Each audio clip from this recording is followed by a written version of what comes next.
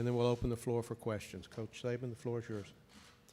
Well, first of all, we'd like to express our appreciation and thanks to all the folks in the Sugar Bowl who have made this a really special week for our players. Everything is going very smoothly. The organization is really great. There's a lot of tradition here with the Sugar Bowl and the University of Alabama, and it's certainly been everything that we expected in terms of first-class hospitality. I'd also like to take a moment to wish everybody out there a Happy New Year. We have a lot of fans, a lot of supporters, a lot of folks that we appreciate, and I know this is a time that everybody makes resolutions, which means all about what you're going to do in the future.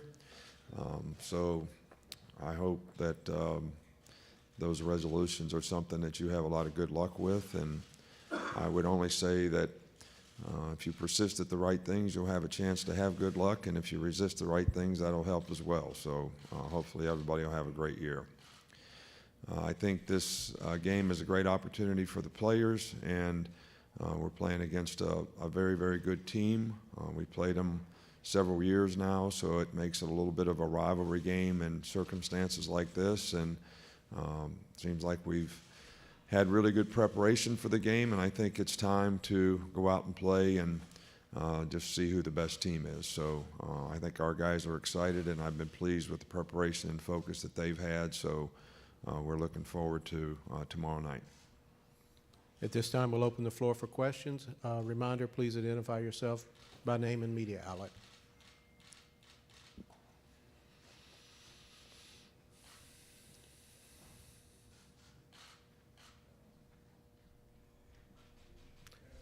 Middle of the room, second row. Coach, much was made of the fact that you had some injuries at linebacker for your final regular season game.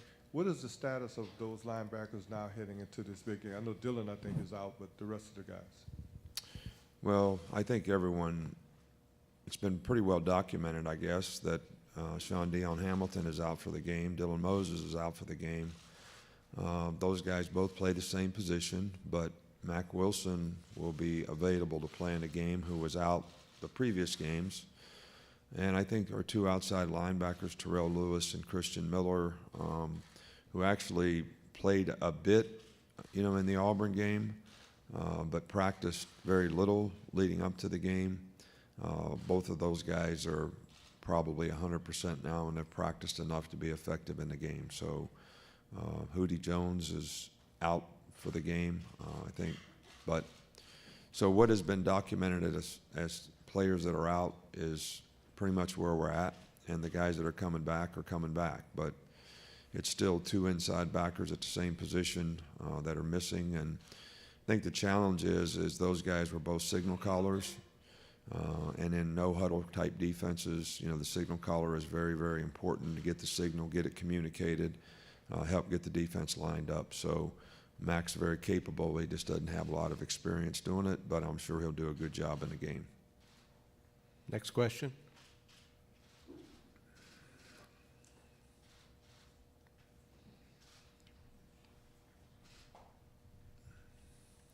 Middle of the room, second row. I sense a little lack of intensity in this group this morning. I mean, I have a team meeting today with the players at 2:15, and I hope they're not of the mindset that I see here today. Andrea Adelson, ESPN.com. Nick Dabo just said he wouldn't be surprised if there were more matchups in the playoffs between you guys. Do you feel like that's something we could keep seeing given where you are as a program and where Clemson is as a program? It wouldn't be surprising to me. I'm not much on making predictions, but each year you have, I think they have a lot of good players. I think they have a lot of good young players. I think we have a lot of good players, and we have a lot of good young players. But each year, you lose a part of your team. You have guys go out for the draft. You have your seniors who have done a really good job for you. Everybody has new roles that they have to take on in the next season. So it's almost like you're rebuilding your team each and every year, in my opinion. And it's a totally new challenge as to how people embrace the roles that they have, the leadership.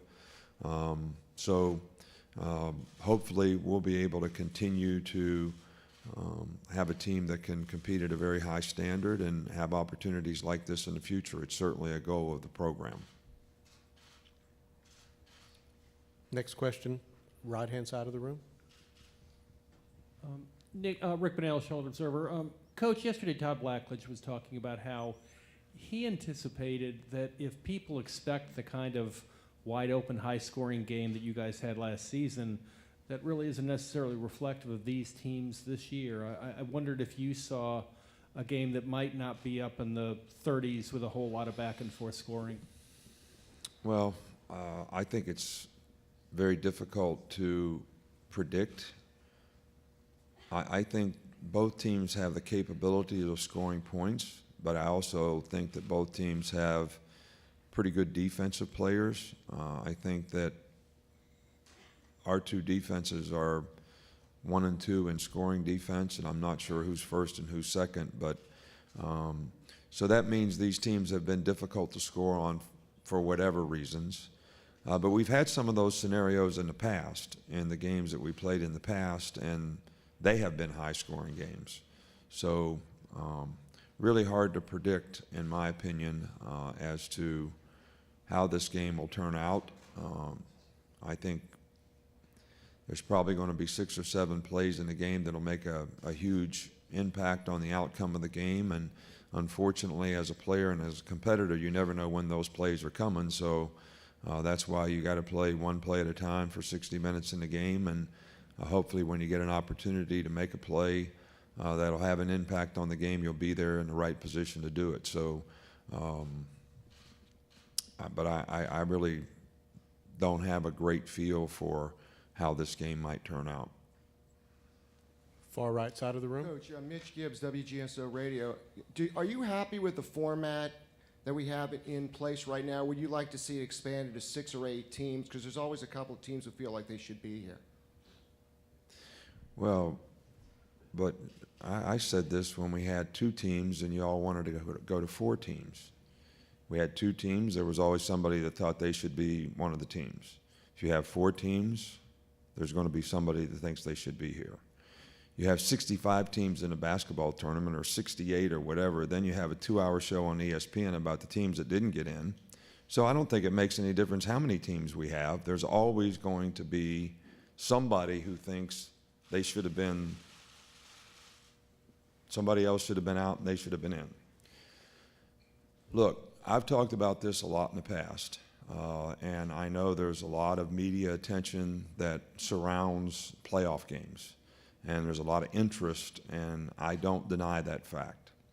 But I think one of the most significant things about college football that's provided a lot of positive self-gratification for a lot of players through the years that have had successful seasons is the reward of going to a bowl game. And I think the more playoff games you have, the more it minimizes the importance of bowl games. So if we're going to increase the playoffs, I think you're going to minimize the importance of bowl games. I said this when we had a playoff, and it did to some degree. So I think somebody out there just needs to figure out, what is best for college football, and let's go down that road. But I don't think that if we expand the playoffs that bowl games and the playoff are going to be able to coexist very well. And I don't think that's a good thing for college football. Again, on the right side of the room. AP Stedham, WHEP Sports, Radio Baldwin, Foley, Alabama. Coach, speaking of intensity, is this a high-intensity team, or are they more business-like in their approach, and do you have a preference? Well, I think that intensity is mental energy, and I think you can have a business-like approach and have a lot of mental energy and high intensity.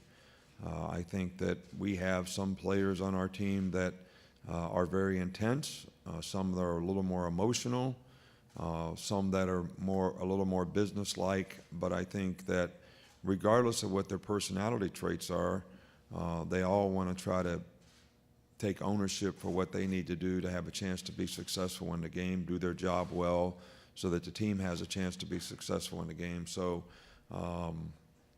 I don't think there's one particular formula of intensity versus business-like that really fits what playing winning football may be all about. We don't try to, we want our players to have a personality in terms of what they do.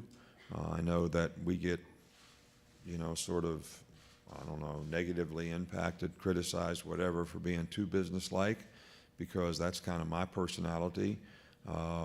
But I don't think our team is that way, and I don't think all of our coaches are that way. And quite frankly, I'm not always that way. So I guess whatever the formula that works to give you the chemistry on your team that you like, and I think that probably leadership, people taking ownership, affecting each other. And I think when you talk about ownership, people think, well, I'm supposed to do my job. Well, I think that's probably true, but there's also people who take ownership for making sure everybody else on the team is doing their job. And not everybody's willing to do that, but I think that's a necessary ingredient to having a good team. Go back to the center of the room.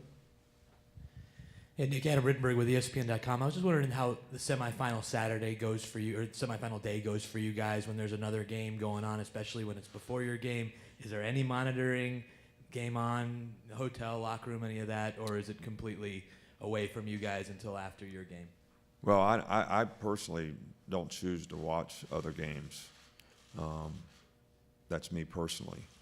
We don't have some kind of a rule that says you're not allowed to watch a football game on TV the day of the game.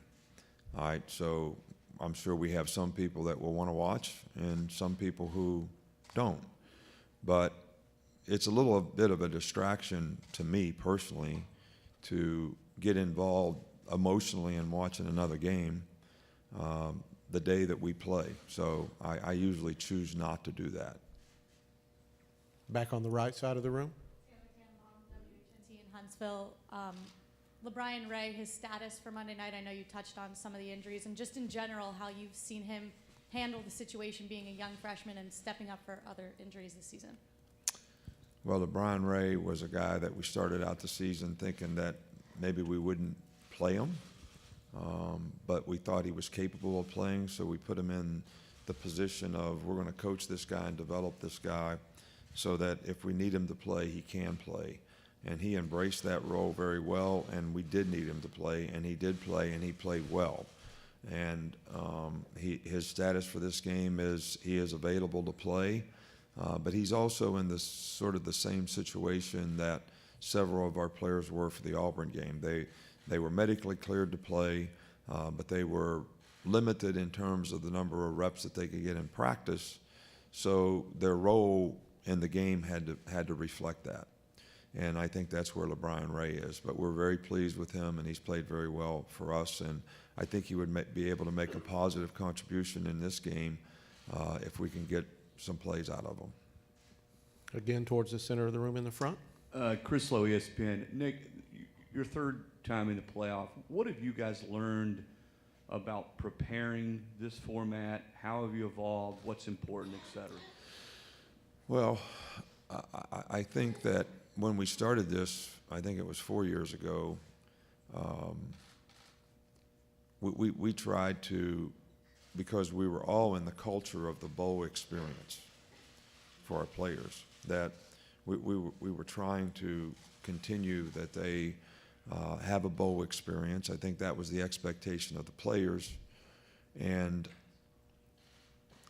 each year that we've played, I see, from a player's perspective, the outcome of the game being a much more significant priority than the bowl game. Just like our players choosing curfew one night at 12 o'clock and the rest of the nights 11. I mean, it was a battle to get them in at 2 o'clock in the morning when you used to go to bowl games in New Orleans years ago. So I think that's a mindset that the players that have experience in these games and they've had success and they understand the significance of that success, and they've also had failings and failures, and they understand that. And I think that has become a little more of a priority, at least on our team, from a player's perspective. We have time for one final question in the center of the room. Coach, can you talk about Sean Dion and what his presence has meant this week at practice and just what it's meant to you personally, how much of a veteran he has been on this team? Well, Sean Dion is an outstanding individual, great person, really good competitor, great leader, very smart, intelligent, and he was voted the most inspirational player on our team by his teammates, which I think speaks volumes for the respect they have for him. So and he embraced, where some players, if they're not playing, they can't even pay attention at practice. You know, they're just there because coach said they had to be there. But he's out there coaching the guys that are taking his place, teaching them, looking at the script. And I think the players really appreciate that, and because he's really showing leadership and taking an interest in helping somebody else for their benefit. And I think that's a really important part of being a good leader, and he's certainly embraced that role since he's been hurt, and I think it's been very helpful to the players. Okay, Coach, thank you for your time. All right, thank you all.